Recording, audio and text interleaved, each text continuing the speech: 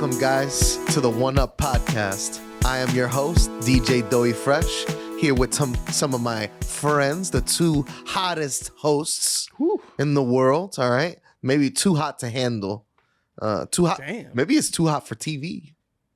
Yeah, we just got to cut this episode right now. It's just too hot. I got my boy Mateo, the Texas one without a gun. How's it going, bud? I'm still recovering. Got my big ass bruise going on here. Oh my God.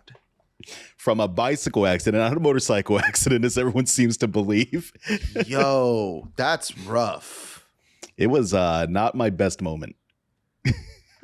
We got my wrists are all jacked up. You know, you don't think about it, but bike accidents, when you're crashing, you catch yourself with your wrist, jacks them up, dude. Yep. The thing I hate the most is all the little cuts you get in your hands. That shit is itchy and uncomfortable. And you should ride bike. You should wear bike gloves when you go riding. I think I'm gonna change it up. I think I'm gonna add some gear on to my next bike ride. You gotta go with the fingerless, with just with the palm is you're good. Gotta get that palm coverage. We got another beautiful host here, my boy Pucho, the bald one. What's going on? I shaved this morning and got a workout in this morning. So I got that fresh shave with the sun sheen on it. That's fire. I think it's a little dulled, actually. It's not as shiny. It doesn't look as shiny as I would expect, honestly.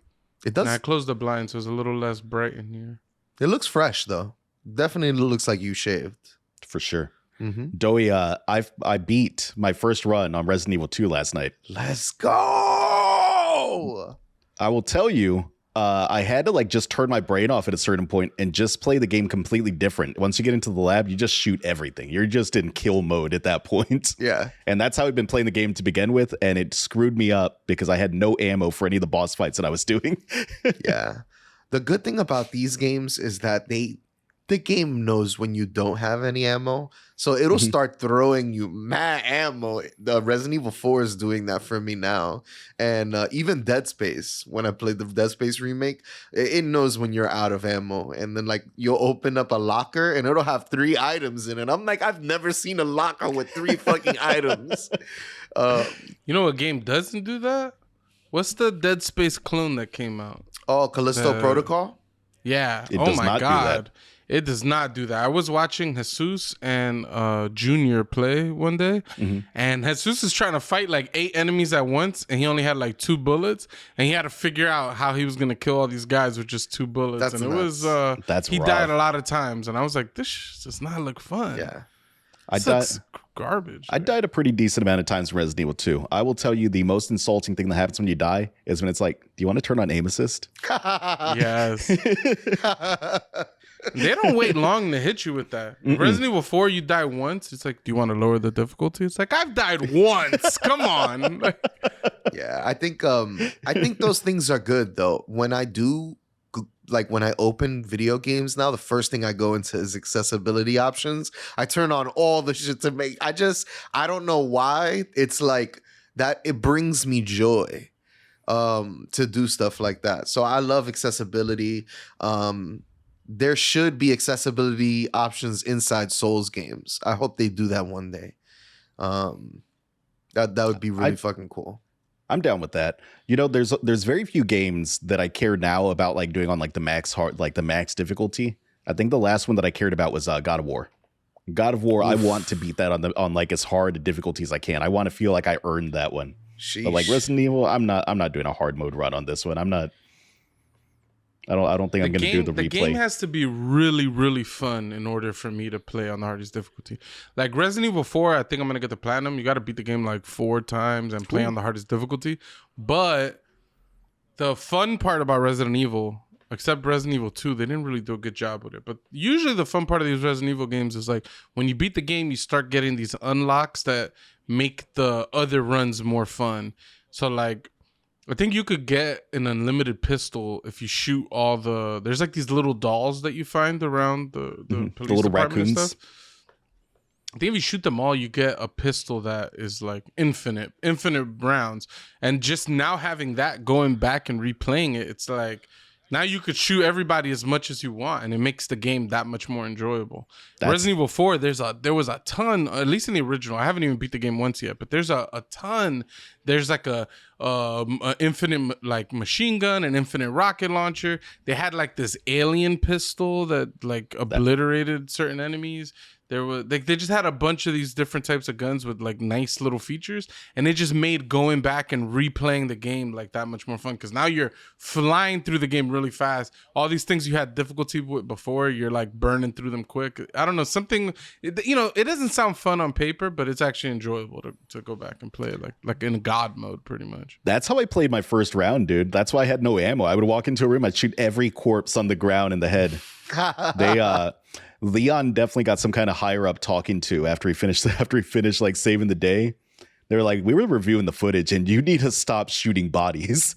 Like it's just unprofessional, dropping 5 rounds into every body you see.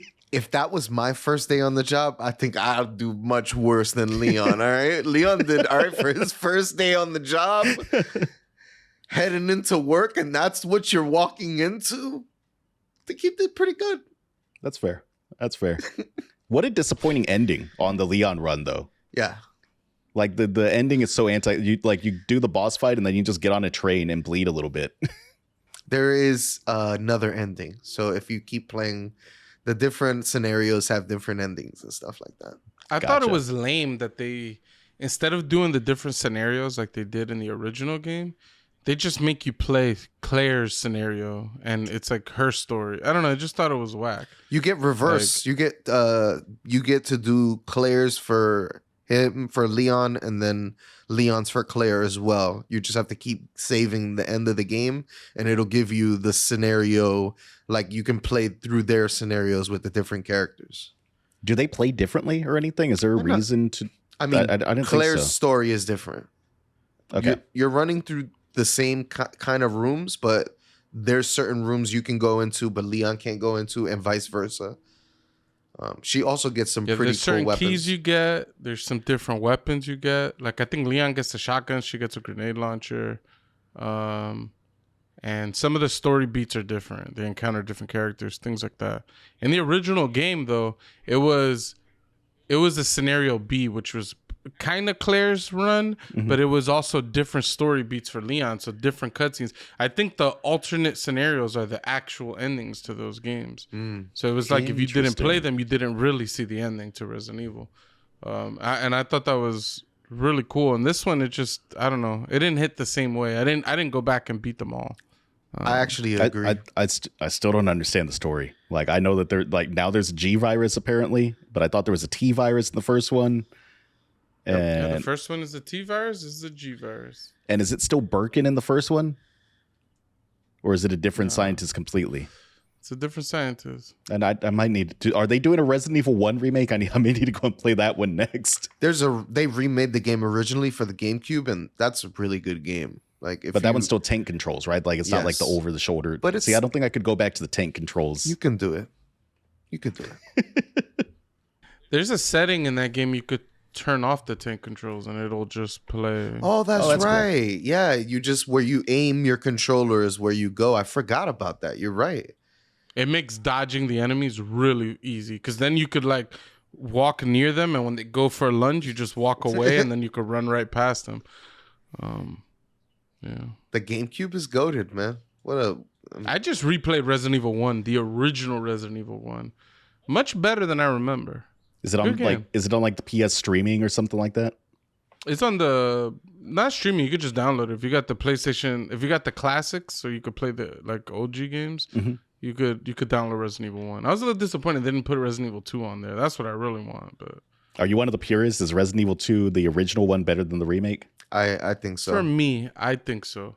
Yeah. The gameplay is not better. Nobody could deny that the gameplay in Resident Evil 2, everything about the new game is just overall a better game in terms of like controls, story, graphics, like pretty much every single thing. The remake is better. But there's a charm to the old one. The story, I think, plays out a little bit more interesting. And the simplicity of the game for me, I didn't like all that Mr. X stuff. I hated that stuff. So it's like, if I don't got to deal with that, I think I'll enjoy the game more as well. The Mr. X stuff wasn't that bad until Doey was watching me play, and I kept jumping out of windows straight into Mr. X's hands. It's funny. I was just kept doing this loop and running straight into him, and I was just stuck in a cycle, dude. If I'm not correct, Pucho, you could take Mr. X down in Resident Evil 2, right? Nah. No? You could hurt him enough that he'll like fall down to one knee, and he gives you like 10 minutes of peace. Okay. And then he starts chasing you again. So it's like there's no way to actually stop him until you get to the part in the story where he gets But Nemesis in 3, you can kill Nemesis, like, and he'll drop weapons and shit like that, right? You can down him. Yeah, in 3, if you kill Nemesis, he'll be dead for that period of time until you hit like the next time. He has like events where he like spawns, and if you could kill him every time, and you get like rocket launcher ammo or like a key bullet. Like he always drops something special. I think you should kill him every time you see him if you're doing like a completionist run. There's something fun about like video game design. I love in video game design when you walk into an area and you just know like, I'm gonna fight a boss here. This area is there's too wide of a platform here in the middle of this stage. I'm gonna fight a boss here. Or there's like a save room right before.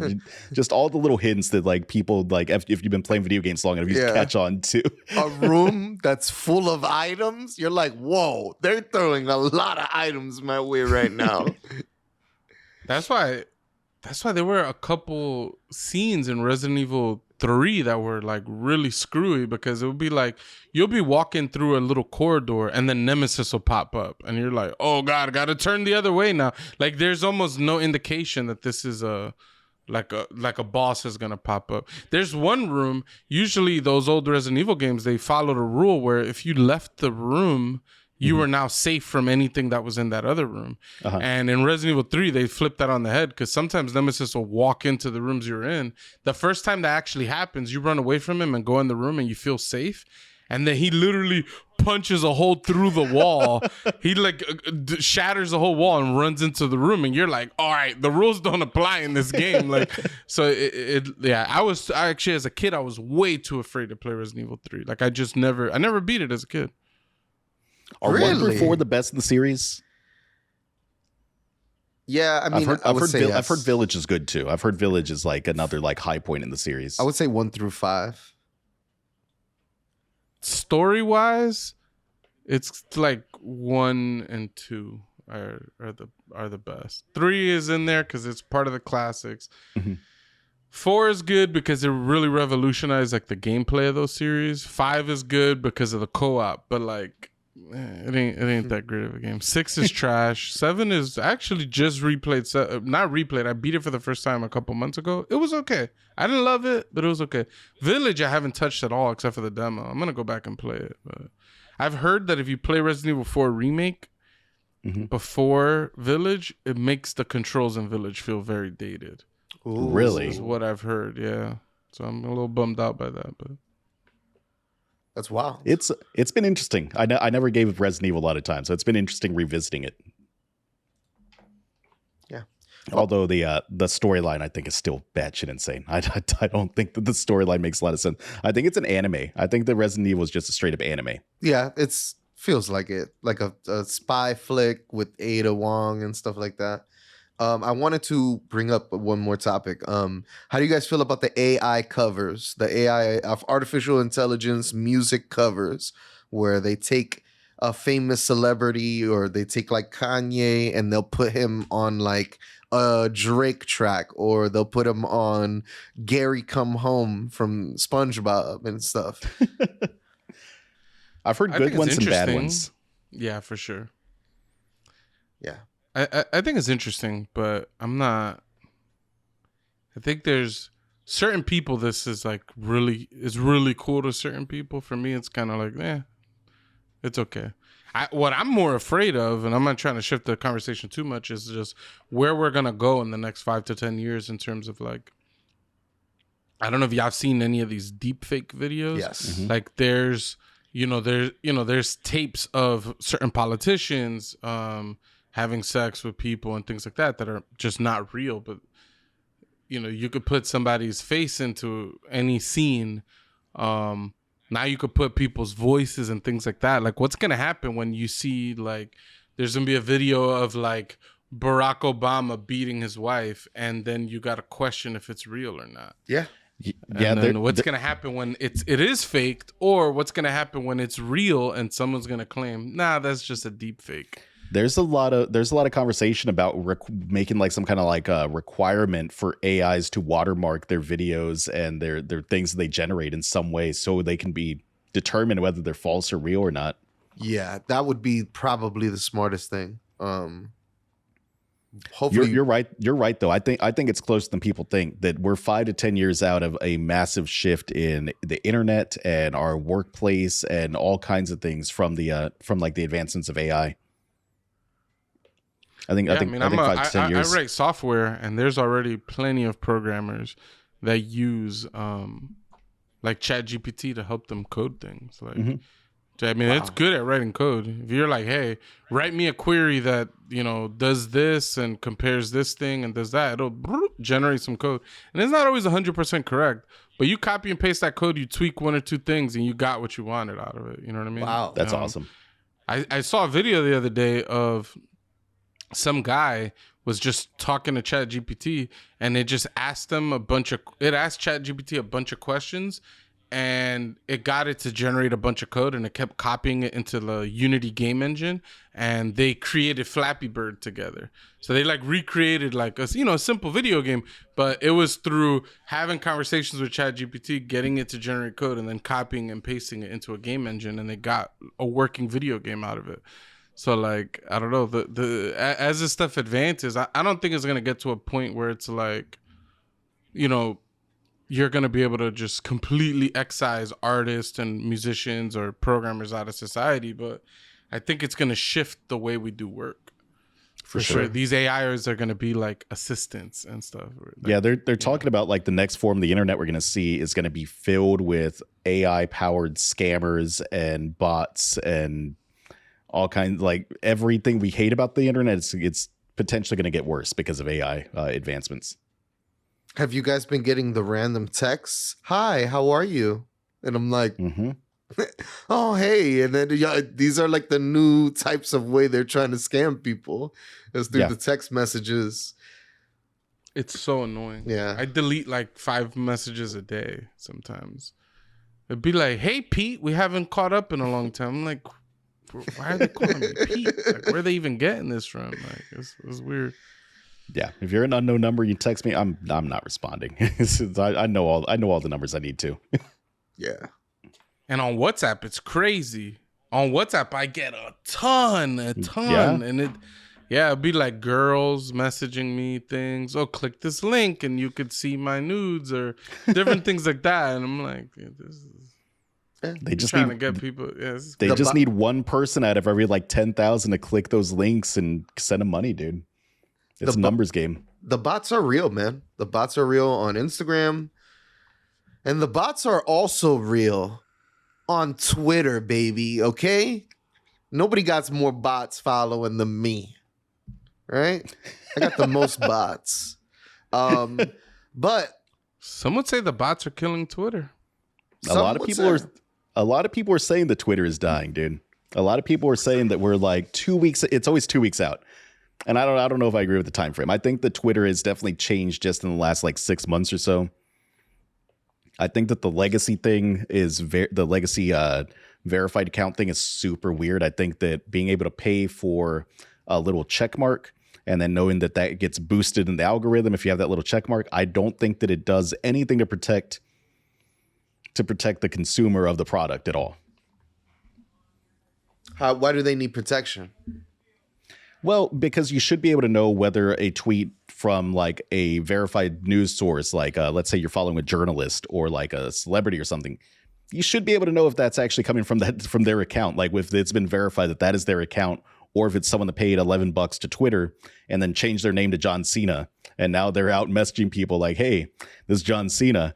You're my number one fan. You should send me money or whatever the stupid scams are that they try to run. I think that the idea of verifying people is not a bad idea. I think that we should know if the person we're talking to is a verified account or a real person or something. I don't think the way to do that is by charging money, though. I think there's other means to do so. Yeah. So that does make a lot of sense. Instagram is also starting their own verified program that you can pay $15 a month for. Is there more to the verification process than just sending them money though? Like, are you showing an ID, and they have you have to have an ID and a picture of your face on the profile picture. So, yeah, I think Twitter worked off of it's the place where popular people and celebrities were having conversations, and you could see, okay, here's a direct path to getting information from the celebrity I like or something like that. And that, that was cool.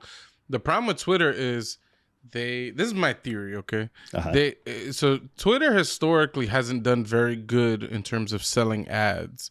So their ad revenue is much lower than other social media platforms, whereas like Facebook, the ad revenue is like crazy high. So because of that, I believe when Elon Musk brought up hey, I'll buy Twitter, those Twitter execs were like, oh yeah, he's going to get us out of this money pit because we're going to sell the company to them and he's going to have to deal with the fact that we're not making money off of ads. And so I think they're now transitioning away from advertisements and towards a subscription. They need to make money off of the users. The only thing Twitter could sell that's enticing to us is a blue check mark. That's the only thing that everybody on the site wishes they had was a blue check mark. So it's like by monetizing that blue check mark, you're going to give people what they want, and Twitter's going to get what they want, which is they're going to monetize their platform. They're going to finally start making some money. Like Twitter doesn't make money. Like they're in the red for years now. So yeah, that's my theory. I think Elon Musk try to buy mention buying Twitter, and then the Twitter execs were like, yeah, let's sell it to him, let's get out of this situation. They gave him the Twitter problems, and now he has to solve the problem they were about to try to solve, which is switching to a subscription model. Yeah, a subscription model without verification though, on a service that relies on being able to verify the source you're receiving it from, seems a little half-baked. I don't know. A lot of his changes feel like that, though. A lot of his changes feel like he's just riffing and seeing what sticks and what doesn't stick, which is fine, right? Like, that's how innovation happens. That's how you improve things, is trying things, failing, trying things, failing. It doesn't seem like he's taking any criticism, though, because it's just, I don't know, the woke mind virus or whatever nonsense he wants to throw out there on any given day. Yeah, he's annoying. I'm so happy that even little things like they started they're doing like the fact checking thing, like that happened kind of mid-COVID. I thought that was cool. Now they're tagging certain journalists and things like that in weird ways. Like they labeled NPR as state-sponsored news or something, which is the same thing they label like Russian propaganda, like Russia propaganda and things like that. So it's like, whoa, you're putting NPR on the same level as, like, you're thinking that it's American government propaganda when it clearly isn't. They do get some federal funding. They're related to like the PBS and stuff like that. I see. But like BBC's not listed as state affiliated media, like, or state sponsored media. Like the BBC is still, yeah, it's odd. It is. It's because they have, I don't know, they have David Attenborough. Nobody can stop him. Are people trying to stop him? I don't know. You just hear that guy's voice and you just like interested immediately. He is the voice of every good animal documentary, nature documentary ever made. Yeah.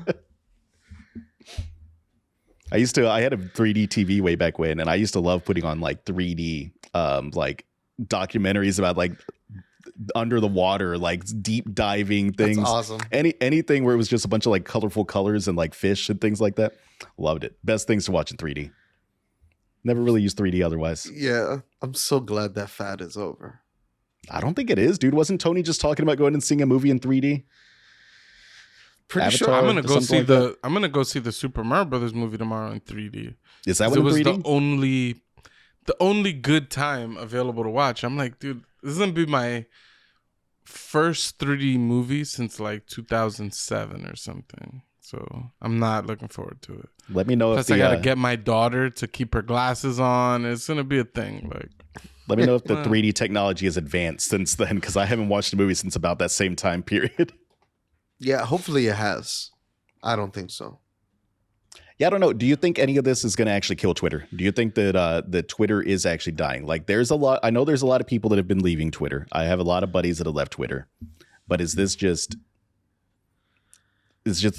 like Facebook, where they say Facebook is dying and Facebook is still here? It's for old people now. It's for grandmas, but it's still around. It still serves some kind of purpose. It's for boomers and baby boomers, and that's their place. All right, that and WhatsApp, because the aunties and the uncles have taken over WhatsApp as well. Have they really? I've got WhatsApp installed, but I don't even remember what purpose I had it for anymore. It is probably for IMing somebody who lives in a third world country, because they could send you messages over the internet. That might be what it was. I had some international buddies that were living like, down in like Scotland and things like that. And I guess WhatsApp was convenient to use. Not that Scotland's a third world country. But yeah, Facebook is nowhere. Facebook ain't gonna die. They got over 1 billion users on their website. Mm-hmm. They get good ads. They're not going away. Those boomers click those ads on Facebook. That's how they make their money. Also, they're like worldwide now. Everyone can make a Facebook. It's not just like for America.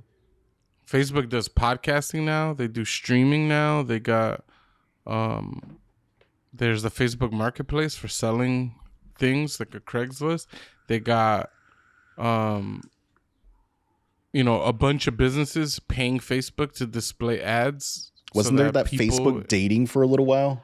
It's there. I'm there. I'm looking for love, ladies and gentlemen. Is it still around? Yeah. All right. So if anybody needs a date, holla at me. I'm on there. All right. Yeah, I don't know if Twitter they still don't have a good grasp on what their identity is as a company. And that's been their problem. Is like the users love Twitter for the use of Twitter, but it doesn't make the company money using Twitter that way. So it's like, I don't know. I think Twitter's gonna die. I think there's gonna be some other website that's gonna pop up that does a similar thing to Twitter, that's gonna figure something out different. And the idea behind Mastodon seems pretty clever. Like, it's like individualized servers, and it's it's decentralized and whatnot. Like, it seems interesting. I haven't poked into it enough, honestly. I keep telling people, man, those there was those musicians that were playing the violin as the Titanic sank. That's me on Twitter, dude. I'm going down with the ship. I'll find something new once it crashes and burns. I've got to see. I've got to keep my eyes on it during the crash, at least. Yeah, no. Yeah, I guess I say it's gonna die. I don't think it's gonna die. Like, the site is gonna get shut down. I just think the user base is gonna decrease to a point where people are like, for example, MySpace still exists. Mm-hmm. People still use MySpace. It's just 90% bots. It's just not the way that it used to be. So it's just not very alive. I think it's gonna die like MySpace died. There's a lot of people gonna leave. A lot of people gonna stop using it. Is MySpace really still around? I'm pretty sure. Watch out! You're gonna get some malware going on there. Be careful. I'm pretty sure MySpace is still around. Because like it transitioned from like a social media site to being more like for musicians and stuff like that. Like musicians trying to get their music out there. I don't know what it is right now, but it looks like it's still that. It says listen and stream free music, albums, new music videos. Weird. It's pretty cool. Yep. Yeah, that's odd. I mean, I don't know what Twitter's gonna be, but I think it's gonna revert down. It's gonna like boil down to some like niche thing. I think it's gonna become like 4chan, dude. I think it's just gonna be 4chan plus bots. Like, oh wow. I would hate for all of that to happen. I've been using Twitter for so long, and that shit has been a source of happiness for me for like almost 10 years. So if any of that happens, I'd be super sad. I love the little following I have. I love the people I follow. I got introduced to Black Twitter, and I never looked back. Once I got into Black Twitter, I was like, I need more of this, like as much of this as possible, because Black Twitter doesn't take anything serious. Everything is a joke. Everything is up for like, you know what I mean? Everybody's saying something, and it's like my favorite thing to do is go on Twitter and just see what everybody's saying about current events and stuff like that. I like laughing, and Twitter is the place where I laugh the most, like the social media where like I get most of my laughs from. But yeah, it would really suck if Twitter went down the shithole like that. Yeah, I have been back on Reddit more recently with Twitter being in the state that it is. I love Reddit. Been on Reddit a little bit more. Been using Discord more. The Great Game Debate podcast, their little like Discord channel, fantastic. Love it. It gives me my video game conversation that I'm missing from Twitter a little bit. Our Discord's been popping off a little bit. That discussion about like Marvel versus DC we had this week, great, so good, loved it. Fire. I find other parts of Twitter a little more insufferable though. I had to take a step back from gaming Twitter because they just seem like they virtue signal a lot, like just a lot, like on a daily basis, and I'm just it's not for me. There's a lot of that, like especially with like the Hogwarts thing, right? Like there's complicated shit there, right? But like obviously I don't agree with the people that are saying if you play a video game, you're automatically a transphobe, you're a bad person, blah blah blah. I think that's an extreme point of view. But the people that also bought the game purposely and then were throwing it in everyone's face, like I'm playing this game and fuck the haters that are calling me a transphobe, you're also insufferable. Like both sides of y'all are just really annoying people for me. Yeah.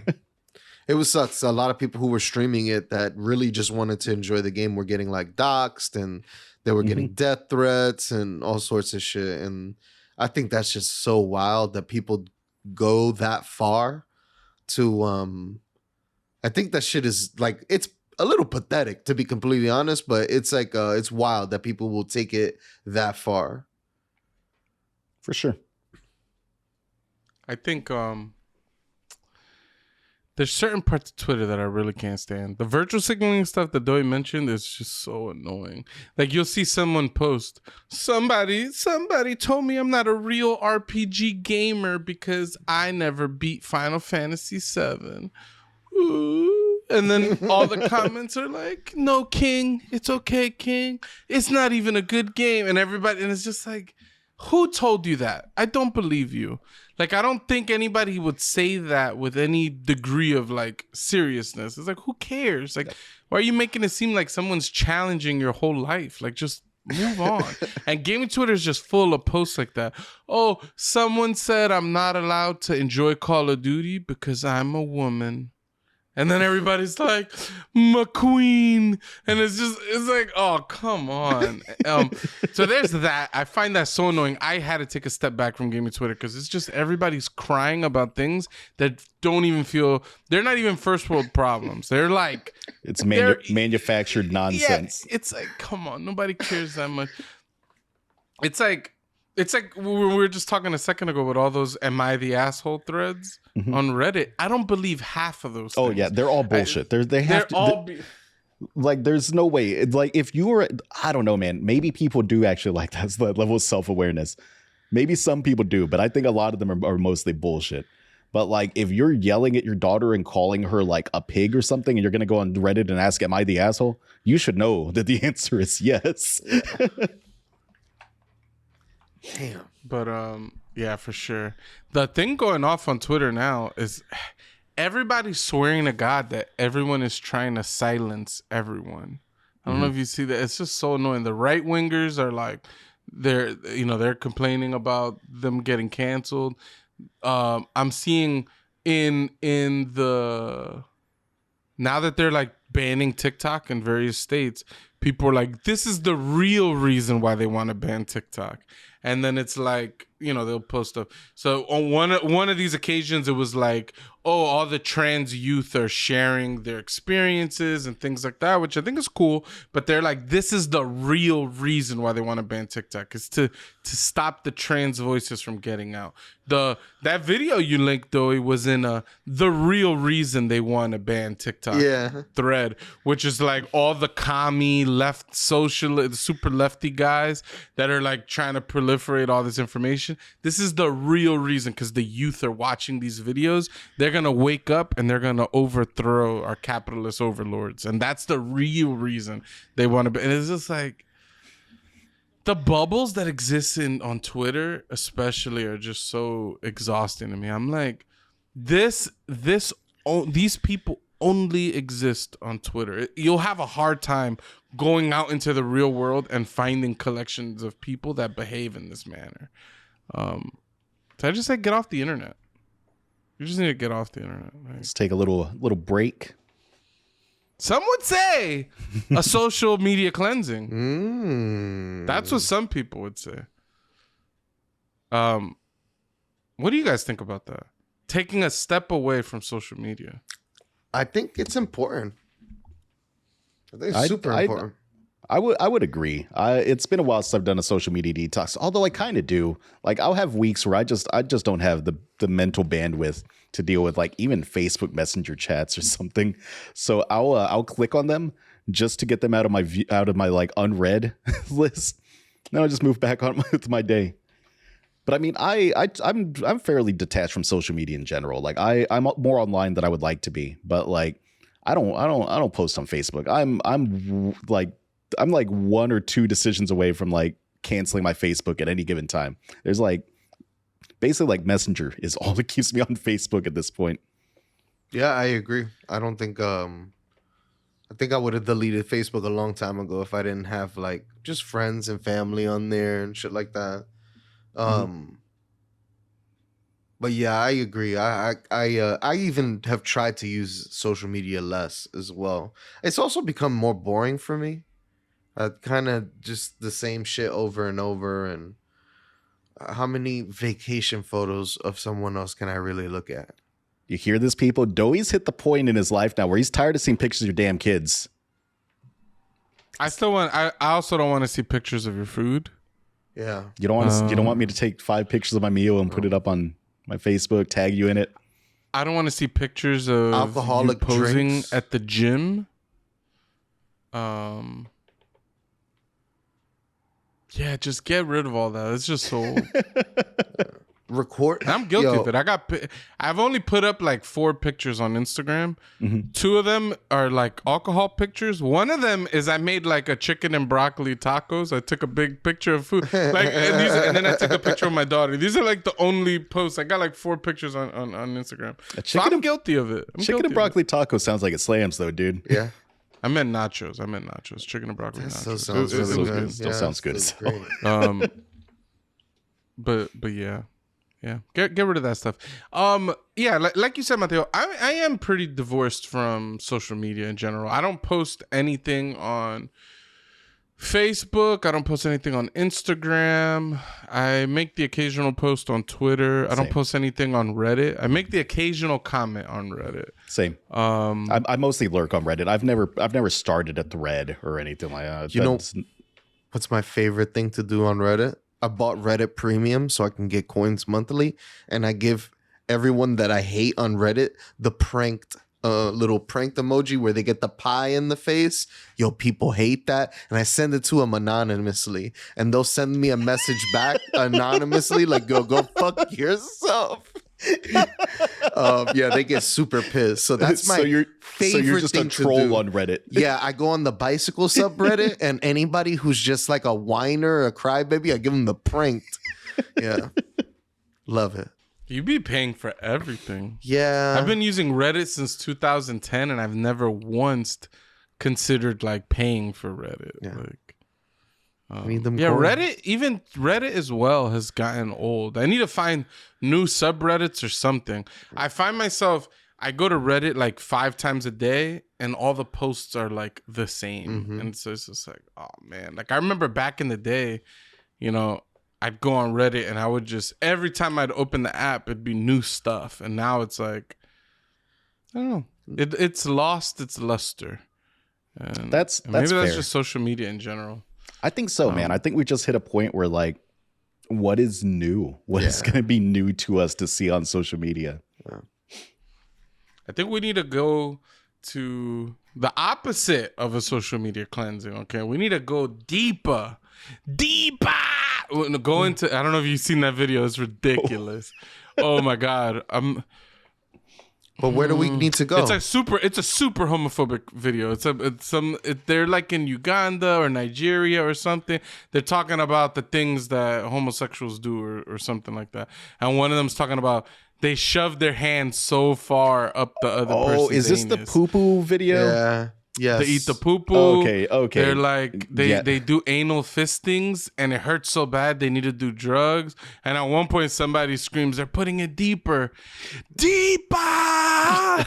It's So just, I beast. love it, but the video's terrible. Where we need to go is Ready Player One status. We need to get into like a VR world and social media will feel brand Oh, we need new. the metaverse. We need the metaverse. I'm not even gonna lie. It don't need to look like the metaverse because that metaverse looks a little lame. But we need something like that. I feel like that's gonna be the next stage. Is like entering these like virtual spaces. Things like PlayStation Home. I don't know if you guys remember that. It was ahead of its time. Yeah. All right.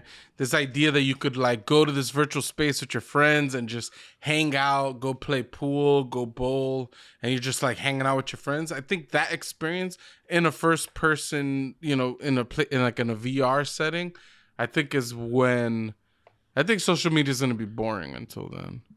I I kind of agree with that, honestly. Yeah, I'm not. What else can we do with social media, really? Like, there's no new ideas coming out. Snapchat, what is a Snapchat? You know what I mean? You got Snapchat on your phone, most likely you're cheating on somebody you're with or some shit like that. You know what I mean? Not a lot of reasons to have Snapchat. So yeah, they're kind of dying out. We do. It's gonna be, man. Ready Player One. They have these like big station things that you like sit into, and they have all these like. Sorry, I'm away from the mic. They have all these like physical sensors that if somebody touches you in the virtual world, it like presses down on your arm so that you feel like you're being touched. People are going to start going into these virtual worlds and just start blamping. They're going to find the partner in this world and they're going to start having sex. And there's going to be like a fleshlight. It's going to hook up right to you. And you're going to go to town. And I know you're hyped for that. Very. Though he can't wait. He's going to have he's going to be doing it with some dude in Kentucky. He's not even going to know it. Because the classic thing that every dude does back in the day was make a woman account and troll people. Yeah. You know what's gonna happen. We're gonna have to buy Doey multiple locks for inside his door so that way no one accidentally walks in while he's in this VR sex chat. Did you guys know the secret way to order a fleshlight is you got to order a banana cleaning tool? What? And they're labeled under that as well. A banana cleaner. It cleans your bananas for you. All right. Where are you purchasing it? You can just look it up. Like if you look it up on Google, you put banana cleaning tool, a bunch of fleshlights will pop up. Why do you need a secret way to order a fleshlight? I don't know. Sometimes you don't want people to know. You know what I mean? Did I tell you I had a fruit cleaner? I had a water flosser. Ooh. Nice. It was like a portable water flosser that you had to plug it in so it charges up and all that. But you know, it's about yay big, you know, maybe yay thick. Yeah. And it came in like this little black bag, and the bag said "feel good" on it. And my mom, she was in my house one day. She was like cleaning things, and that feel good thing was just out. And she thought that she had found a dildo. And so she went and grabbed it and put it in my wife's dresser. Like, yo, we can't have people seeing this now. And later we found my water flosser in my wife's cabinet. And I was like, what is going on? And so then we kind of pieced it together what must have happened. So then I trolled my mom. I put it back out again somewhere she'd find it. And I was watching her. She found it again and she grabbed it all panicky and was like, oh, this thing is like a freaking Ouija board. It keeps popping up.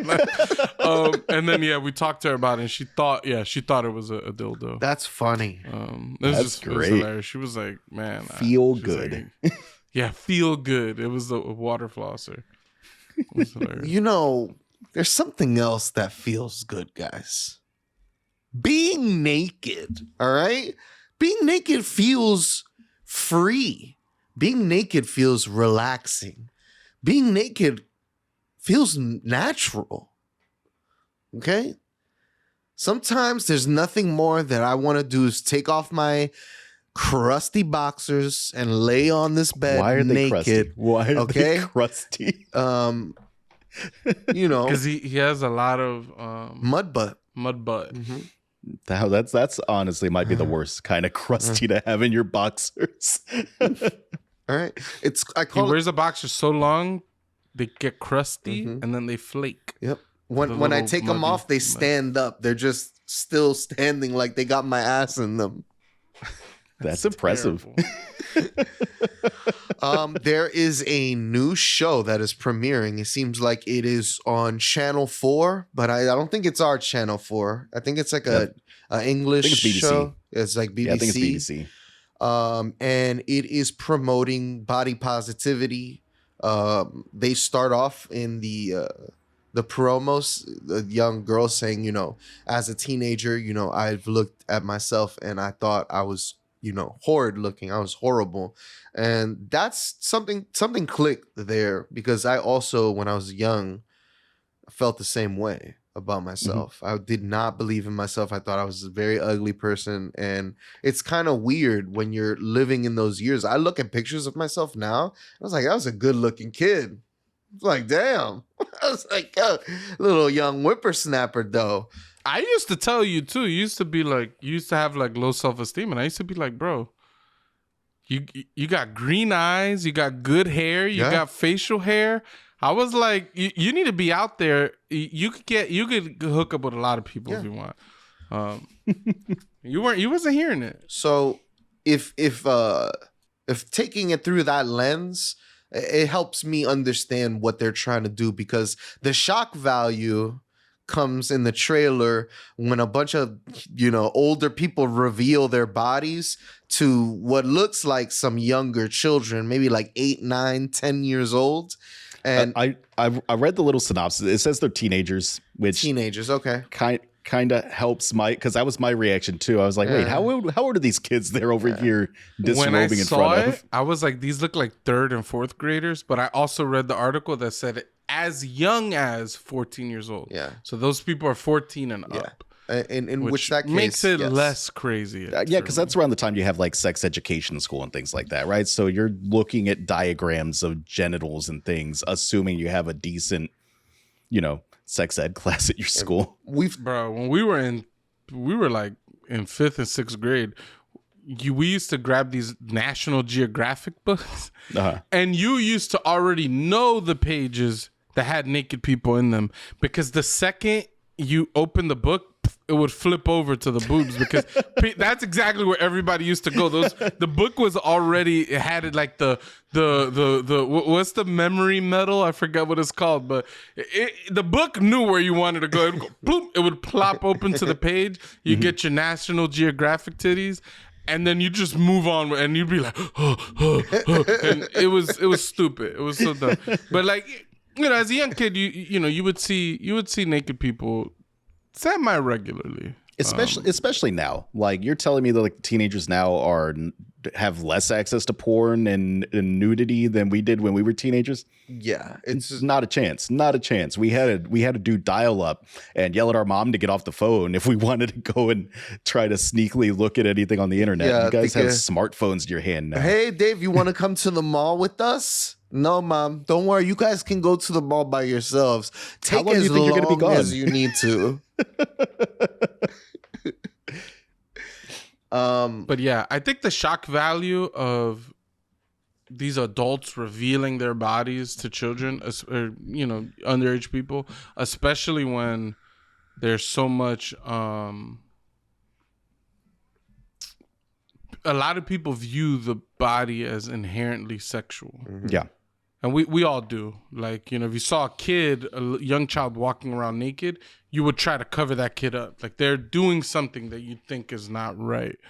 So I think, like, one aspect of, like, normalizing certain things is probably cool. I think the main thing that I like is, like, for boys and even girls, there's some girls that have a small chest or a massive chest or no ass, or the labia, which is the flappy lips on your vagina. Some people have basically nothing. It's a very you know contained vagina, and other people out here, it's looking like some kind of like Cthulhu monster type of thing. And these are the types of things that kids are freaked out about. You got circumcised penises, uncircumcised people with small penises, different things like that. Your balls And, hang, they curved, don't hang. Like, their balls hang, don't hang. There's so many questions, and unfortunately, you should learn a lot about this from your parents, but a lot of parents don't teach these kids anything. There's girls that we were in school with that didn't even find out they were going to have a period until it happened at school. that's Like, wild. to me, that's like child abuse. So I think that aspect of like exposing children to what's normal, that this range of things that I described is normal. For sure. I mean, because you think about like where we get our body standards from, and it's from Hollywood for the most part.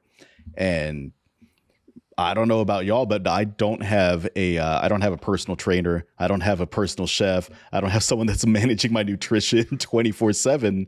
So like, I'm not gonna hit that standard, that body standard, without putting a lot of time into it. And I just don't have that much time to put into it. Yeah. So it's I think it's good in that sense. It's good to show normal everyday people's bodies and the variety you can see in that. I think that it can lead to decreased body dysmorphia and feelings of shame and feelings of inadequacy and things like that. It's definitely gimmicky. The show that you're referencing, that Naked Education show, it's definitely gimmicky. Like, they're going for the shock value in their trailer. They're grown people taking their clothes off in front of teenagers. That's a shocking thing. Yeah. 100%. A lot of people are upset. And I'm in the black. This is where I found this in like black Twitter sphere, and what somebody had retweeted and said, all these people should be shot and killed for doing this. And they said none of these people should be alive. They should all be in jail, including the parents that allowed their children to see that. They're like, yeah, these people should be in jail. They're all pedophiles. And it's just, they were going off. I was like, damn. So naturally, I think a lot of people are going to be like opposed to it. But I think all you have to do is a little bit of critical thinking, and then like you can answer your questions pretty like easily. There's no real good sexual education in this country, and probably over in England too. So it's stupid to think that once kids are in middle school, like they're, I knew plenty of children that were sexually active in middle school and stuff like that. And I just think if you're, the more aware you are of your situation, and the more you're, it's intelligence, it's handing down the information to your kids. And I just think without it, these kids are so fucked. Yeah, I think this is, I don't even know if this I think that this is some part of like our tendency to sexualize nudity, like Bucha was saying. And I'm not 100% without hangups on that. Like, I don't think I could go to like a nudist colony or a nudist event or something. Like, it feels weird to me, but should we sexualize nudity as much as we do? It's iffy. It definitely leads to some of the body shame and things like that, right? Absolutely. I think there could be times and places for it and stuff like that. But I don't think I could ever be in a like nude beach, I don't think I could do any of that stuff. I'd feel weird. Although I've had dreams where I'm naked in my dreams and I'm just covering up my body parts and like kind of walking around everywhere. It's weird. What is the most naked in public y'all have ever been? I've definitely when I was a teenager, I was definitely a kid that would just walk around the house in like boxers. Like if I had just gotten out of the shower, I'd go walk to the kitchen, get like some water or something, and just my boxers after a shower. I'm big on that one. I've gone skinny dipping before. Not as fun as I thought it would be. I've never done skinny dipping. Yeah, me neither. Yeah, I mean, I have 2 brothers, and my mom was the only woman in the house, so we were kind of balls hanging a lot in my house. There's a lot of just, we didn't care. But in 7th grade, someone pantsed me in middle school. And yeah, so my whole bare ass and everything was all exposed. It was very embarrassing. So that's the most naked I've been in public. That's rough, man. That's not even like choosing to be naked in public. Shit. That's awful. Yeah. One time we were less public. We were in Dominican Republic and my brother stole my towel. So I had to like run through the house to the room butt naked. And there were like people over and stuff. That was also embarrassing. Running through wet in the whole house. Did you get yelled at more for getting water all over the house or for being naked in the house? Nah, nobody yelled. Nobody yelled at me. My mom didn't give a damn about stuff like that too much. She probably yelled at my brother in retrospect. Then in retaliation, I threw a glass of ice cold water into the shower when my brother was taking a shower, and he got so mad at me. He took it so, this could have killed me. He took it so seriously. No. I was like, it could have killed him. Or one time my brother opened the shower curtains and started taking pictures of me with a Polaroid. Whoa. That pissed me off. Yo! Imagine the guy developing the pictures. I was underage wild. too. So that's nowadays you go to jail for that. That's wild. Back then it was just a funny gag, I guess. I was pissed. I was like, dude. You know what it is? Your most vulnerable situation. Someone busts your door down, takes pictures of you. For me, it was always when I went to go take a shit when there was a party at the house. I'd always open the door and like push it open. And at my friend's house, it was far away, the door from the toilet. You know what I mean? This shit was the worst. That's hilarious. Yeah. But nah, I think I don't think the human body is inherently sexual. I was raised that way. So Same. When I see naked people, it's off-putting. Uncomfortable. Even though I know that it shouldn't be off-putting. I think the only time that opinion is probably okay, which is like to view the body as inherently sexual, is I think with children is like they're too vulnerable, in my opinion, that like I just don't trust like adults being around like a naked kid or something. Like I would find that really bizarre. That's fair. I think that's kind of fair. There's just, you'd never know, right? Like you never know what thoughts are going through like a grown ass person's mind, what experience they've had, what I don't know, what darkness is in them. Oh, for a fact. I would have concerns about that too. Yeah. The positive aspect to this show, or normalizing our bodies in general, is just to make sure, these kids aren't growing up with these like horrible opinions of themselves, or growing up with like, just all these just negative opinions because they don't know what's normal. They think their body is abnormal. Everybody else has the perfect penis. My penis curves to the right, and that's so terrible, and why, and have all these negative things, and it could lead to them like not being able to get dates with the opposite sex because they're self-conscious about themselves. They think they're gonna care so much that my penis is shaped this way that I'll never be able to date somebody, and I don't know. I think it leads to low self-esteem issues, low confidence issues. And you know, that type of thinking propagates to so many things, like dating, getting a job, going out and trying challenging things that you may fail at. Like maybe they don't even want to try it because they don't want to fail. Like I don't know. I feel like all those things get impacted. But it's gimmicky, right? Because like obviously there's other ways you could go about this. You could like in our sex education classes, we could have just pictures of just normal bodies, and you could approach it that way. So obviously it's a little gimmicky to have them actually like in person disrobing in front of them and all that stuff. But it's a TV show. It's for shock value. It's for like they want views. They want eyes on their product that they're making. Yeah. Yeah, I think it's probably multi-layered, right? Like for one, they want to educate the kids that are in that room. Mm-hmm. But if they don't do the shock value, they're not going to get the opportunity to educate the people that are going to tune into the show, for sure, to watch it on TV. Yeah, for sure, they could do pictures and get most of the same messaging across. But I think having people there changes things a little bit. Like if you showed a picture of a guy with a small penis, there's going to be kids, high school kids, that'll like joke about it, not take it quite so seriously. If a guy takes his pants off in front of you with a little penis, people are going to be more uncomfortable to make light of the situation. You know what I mean? They're going to... And I would assume they're having a dialogue as part of this too. And like these people are telling like, look, there's lots of different body types, it's genetics, it's all kinds of things that lead to your body type being different. That's all right. Yeah, it's certainly weird.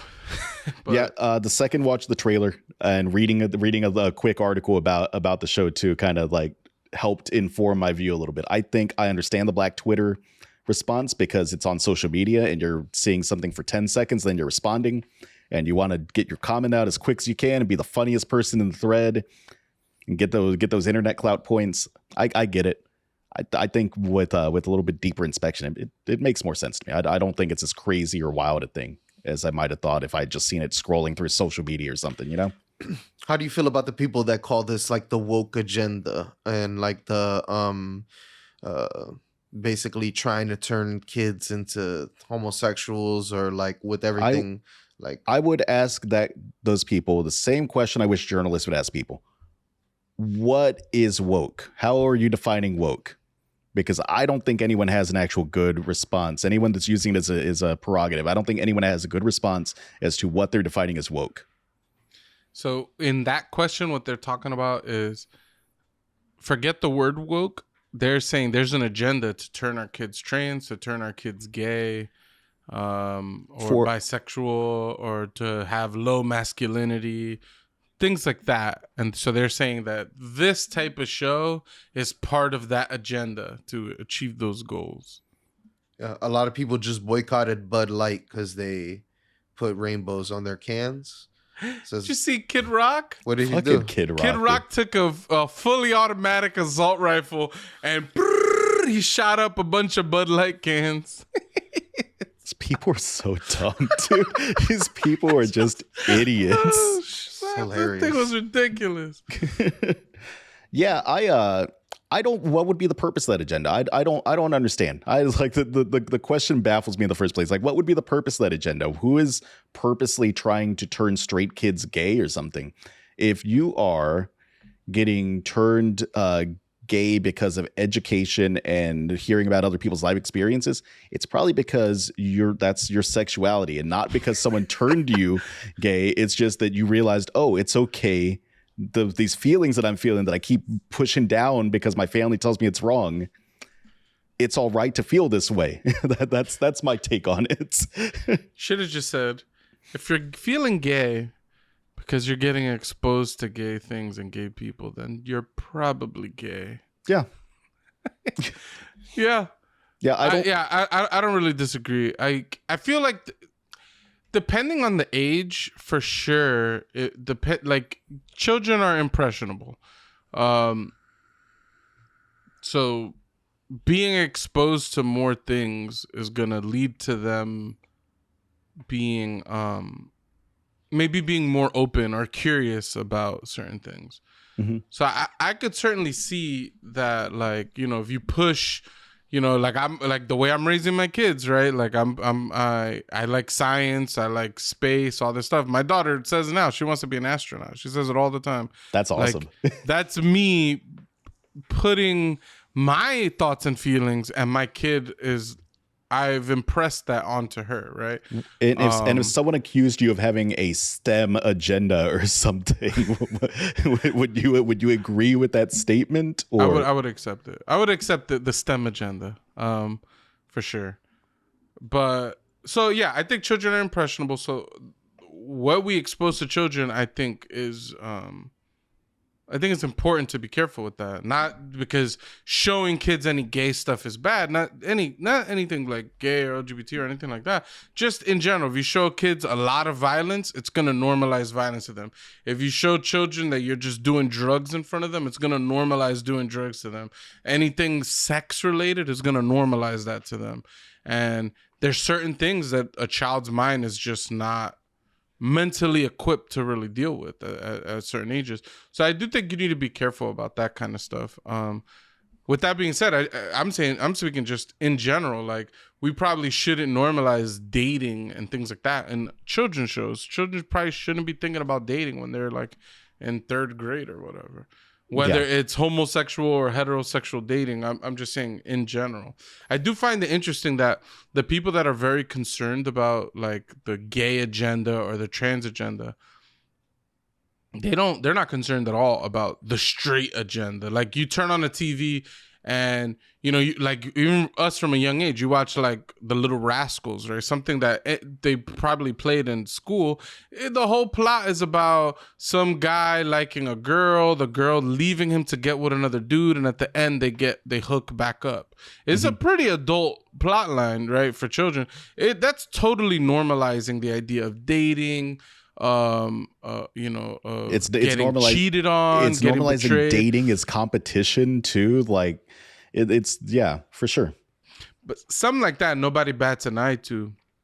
But they'll say, like, you know, in The Last of Us, Ellie just saying that, oh, she's into a girl or something is now part of the agenda to normalize like gayness or transness in our culture. I find that interesting that one is viewed as a negative thing and the other not. To me, it just says you're homophobic is really what it says to me. Yep. Because I feel like you should be pissed about both things if you're going to be pissed about any one thing. For sure. But also, like I don't know. I feel like dating, sex, all that kind of stuff should be saved for your teenage or tween years. I think anything younger than that, you probably shouldn't have romance as a major plot line in a children's, something that children are going to be consuming, in my opinion. But Okay. Yeah. I'm kind of on board with that take. I could see some quibbles, but I think for the most part, you're not wrong. Honestly. No, absolutely, I agree as well. We got one last topic, guys. Hey, Mateo, can you do me a favor? Can you intro this topic? Oh man, let me. No, I'm just playing. It's because we're talking about favors for friends. All right. How many of us have that one friend that always needs a ride everywhere? All right. How many of us have that one friend who needs a ride from the airport, and every vacation they go on, they're looking at you? All right. See, I've got some opinions on that one. Here's the thing. Y'all fly down to Austin. I will pick you up from the airport. I will drop you off at the airport. Y'all are visiting me, right? Yeah. But if we live in the same city and I'm asking you for a ride to the airport, and you're asking me for a ride to the airport, just don't, man. Like, Uber exists. Like, just take a car delivery service. Park your car at the airport. Do something else. I don't want to spend my time going and dropping someone off at the airport unless it's, the situation. They don't have a vehicle. They have no other option. I once got dumped because of that. I was talking to a girl. We were dating. I mean, we still talk to each other afterwards, but that was pretty much the beginning of the end. She was like, "Hey, and this is week 2." Like, I'm talking to her. She's like, "Hey, I'm going out of town. I'm gonna need you to take my car and park it on alternate side parking for me until I get back. And I was like, you should put it in a garage or you should park at the airport. And she's like, so you're telling me no? And I'm like, yes, I'm telling you no. And that was pretty much the beginning of the end of that. She was very offended that after only 2 weeks of knowing me without having any sexual relationships, that I was going to sign up to that deal. I said, no, sir, you looks like you want the premium doughy package. That's going to cost a lot more. All right. But with the premium doughy package, you get the little blue check mark. Yes, sir. You get door-to-door service. All right. I'll take you to the airport and everything. Leaving somebody with a car in New York City is a big responsibility. It's a huge responsibility. You park the car on one street.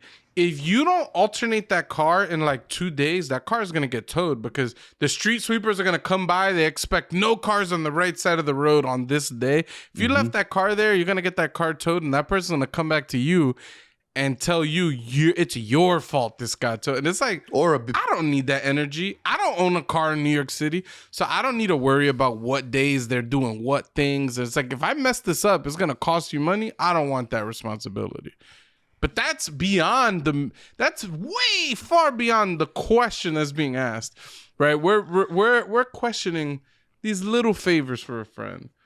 I don't mind the airport trips, to be honest. Yeah. Like a friend's like, yo, could you give me a ride to the airport? I'm an airport man. I pick people up and drop people off to the airport fairly regularly. My mom, one time I drove from Orlando to Palm Beach just to take my mom to the airport.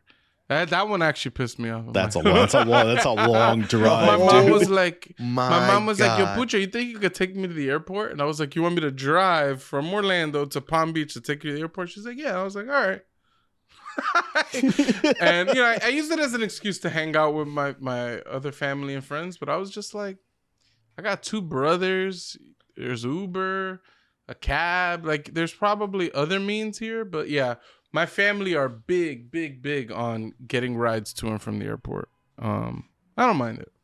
I got family in Orlando right now that I pick up and drop off at the airport and stuff like that. As long as you don't come on a weekday, we're probably okay. I don't mind the weekday if it's in the middle of the day. If you're giving me a weekday at like 8 o'clock in the morning to get to the airport, I don't want to do it. I typically am going to say no. I don't want to do that.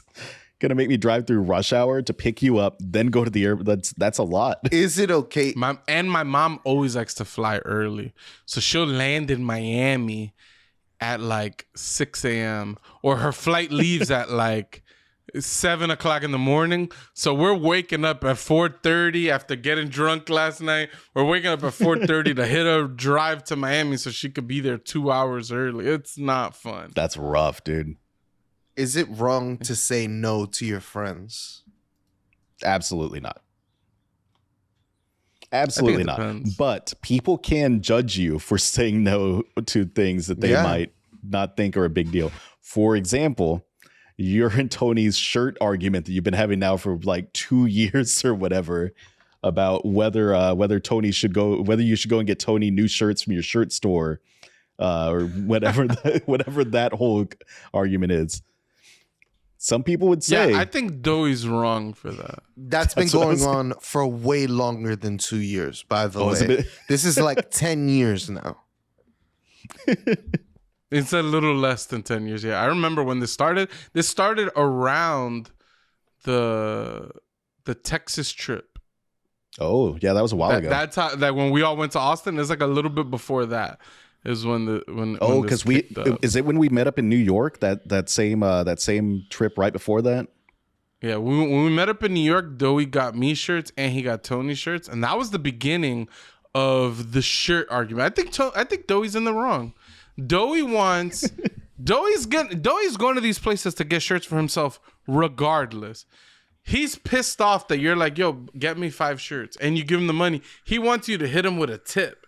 Like, just the act of purchasing those shirts, he deserves money for it. It's like, no, this is what being friends is for.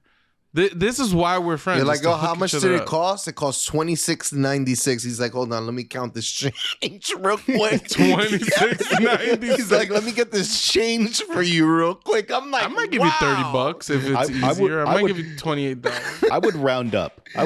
Now, although in the day of Cash App, you can send exact change. You can Facts. send that $26.96, no problem. If you told me $26.96, I'm sending you maybe $28.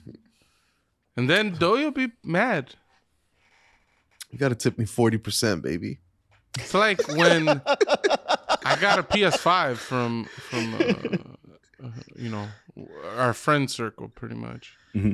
And the person who set it up was just like, yeah, the PS5 costs this much, and you could throw in a little something. I was like, throw in something? Like, well, I gotta tip people now.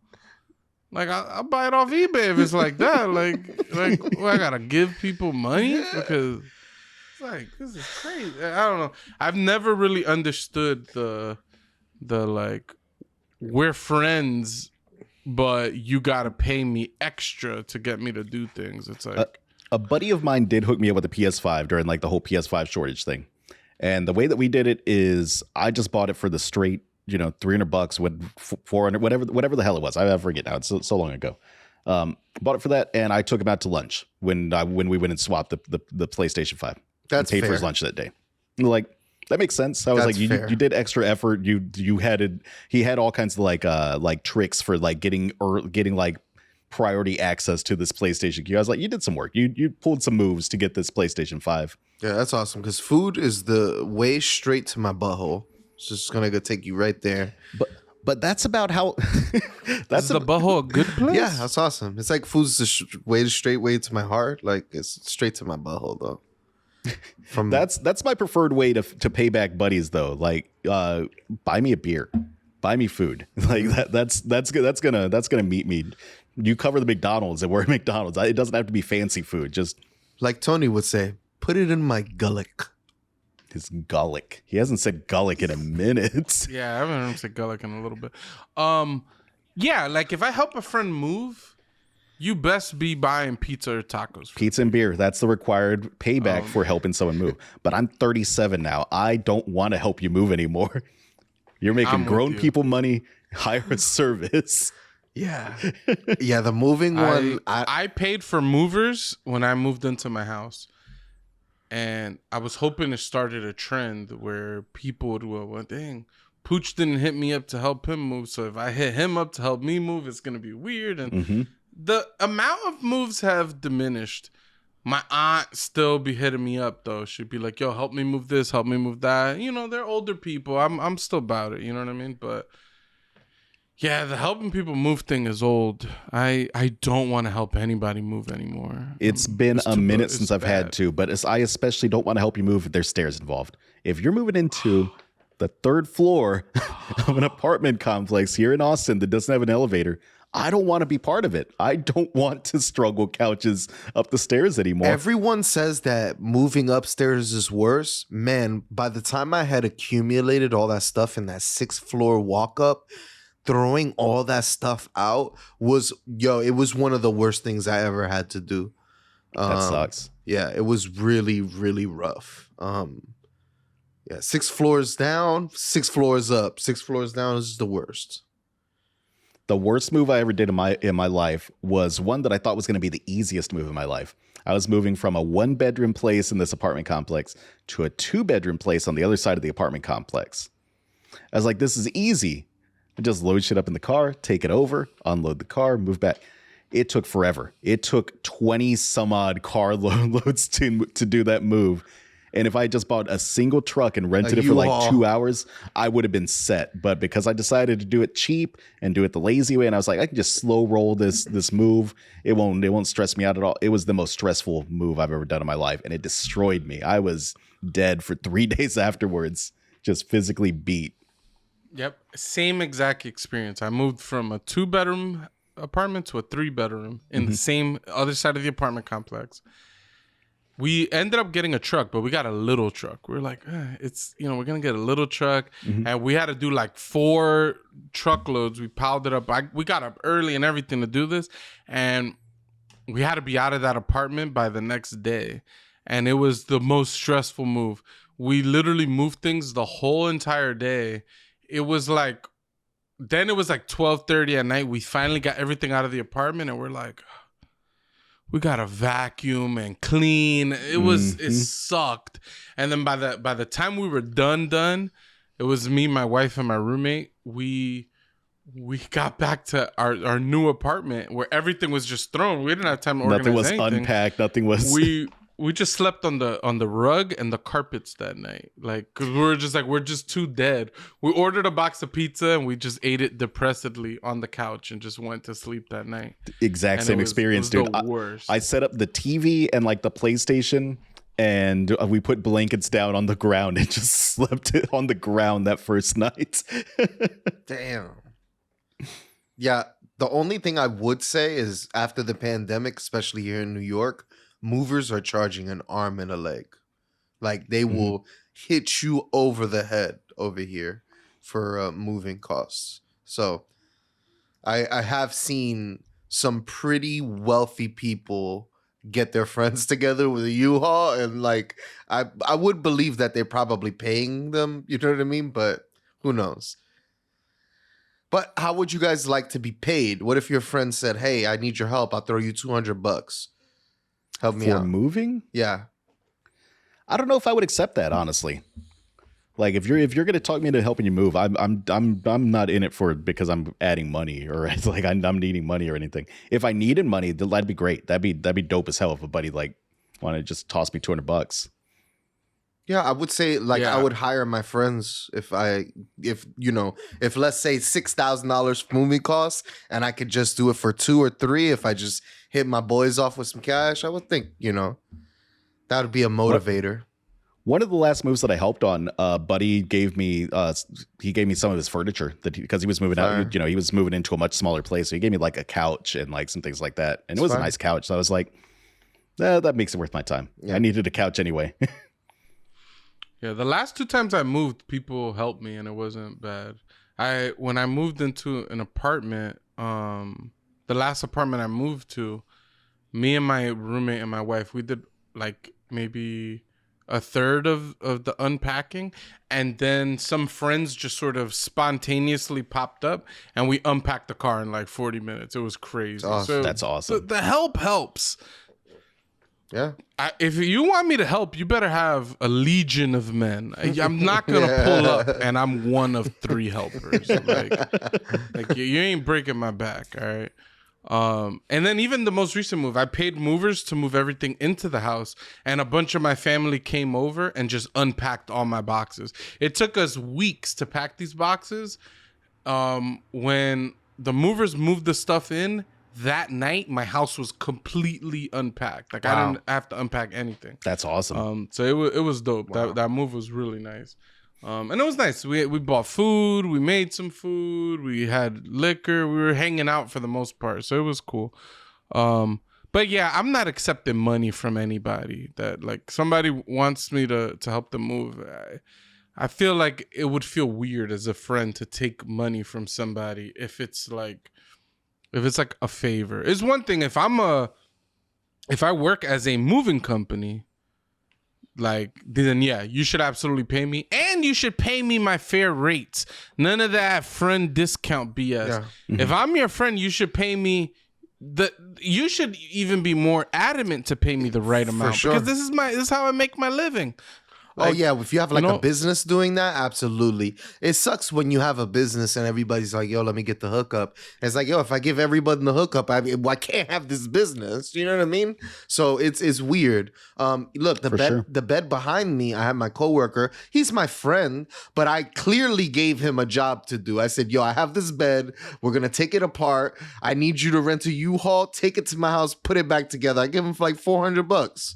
I was like, because I know that all of that shit is labor and like, so, and he brought his son with him and he gave his son $50. So I was like, you know what I mean? Everybody's eating. His son was happy that day.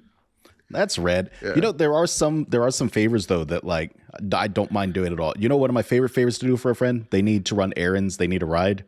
I love taking people to do errands. I like taking people just to go and do just everyday shopping, not even anything crazy. We're not going and looking for like some shoes or something. Just they need to get some groceries. They need to get some shit for their house at Target or something. I loved going shopping with Bucho when he used to take me to go do my shopping. It was me and Bucho.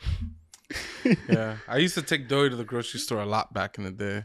Used to hop in the whip, go to Publix. I'd judge every single thing he grabbed. Be like, really? You're going to buy a gallon of juice? Oh my God, you're buying Boar's Head? Just buy the regular. It's cheaper. Like, I would judge every single thing he grabbed. He wants happy eggs. Yeah. Yep.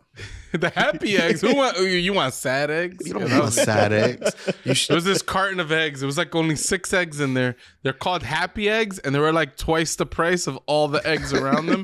Doy wanted the happy eggs. We're like, why the hell would you buy the happy? She's like, oh, you guys want some sad eggs. I see how he ended up buying the happy eggs. Yeah, I got like 2 cartons of them. They were pretty good. Yeah, they were nice and fat and juicy. I don't know if they're better than a regular egg, but they felt better. You know, you knew those eggs were happy. Were they worth double the price of normal eggs? I think they were like $1 or $2 over. Yeah.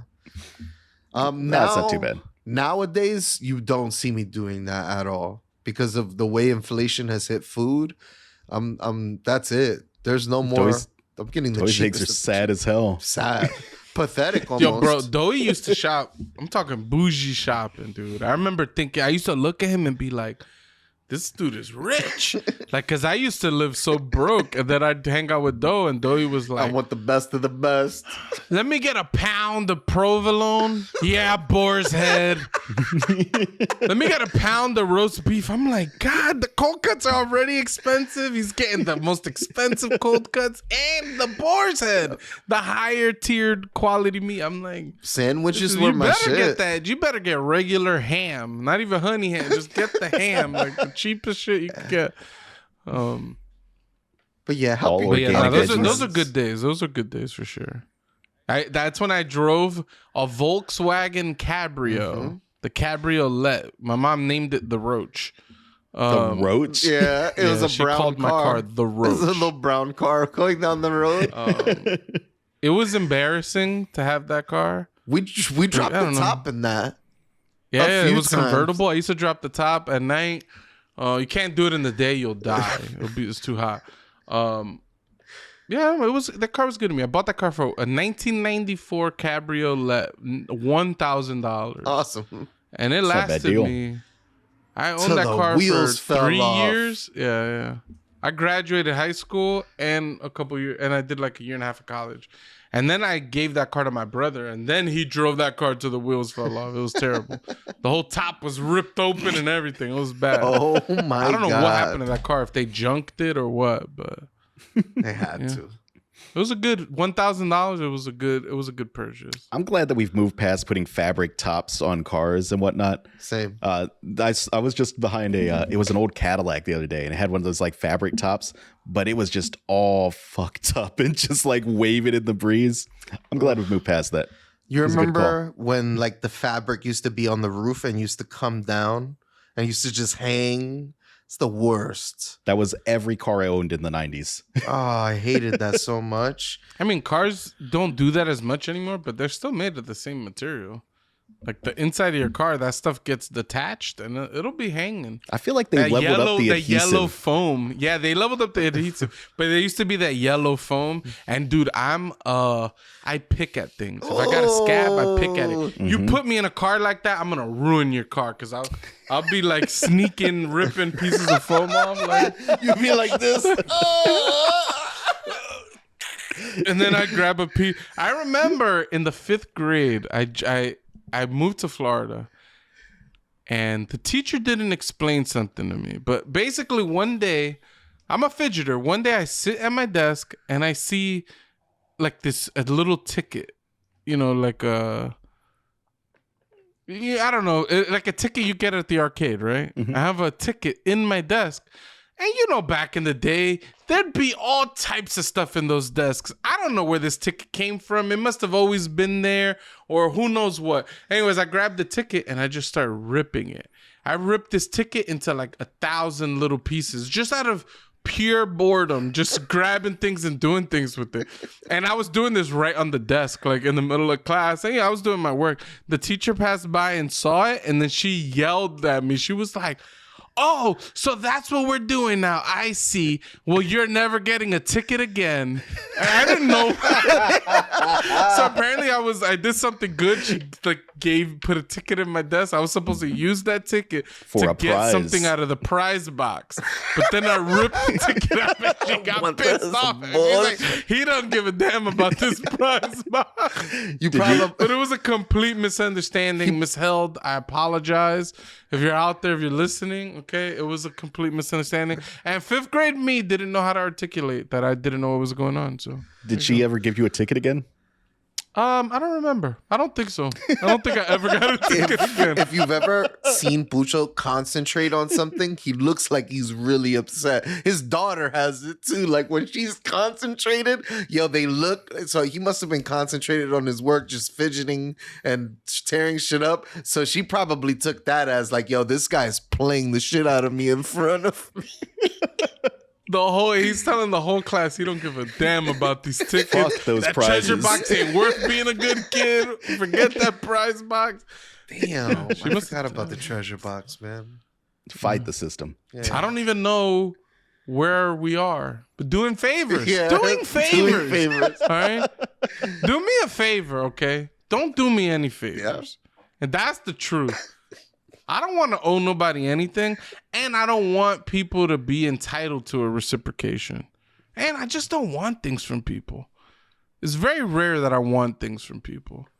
So when people go out of their way to do me a favor, I feel dread that I have to reciprocate.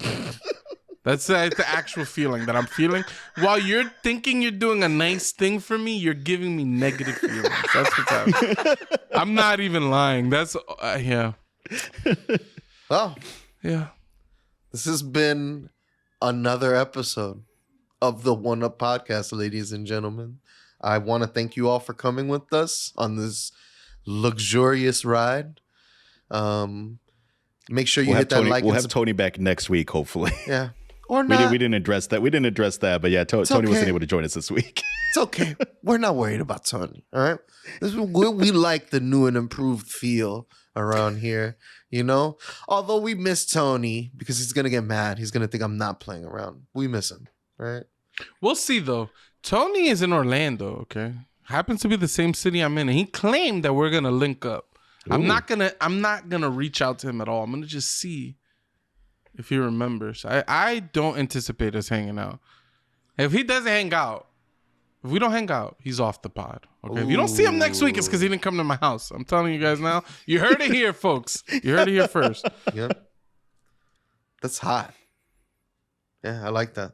That's spicy. We opened the pod. You said I'm a hot man. Yeah. That's how we started. And we started hot. We're ending hot. We're ending on a cliffhanger. I know. We'll find out next week what really happened on Dragon Ball Z, on the One Up Podcast. Make sure you all go one up yourself, guys.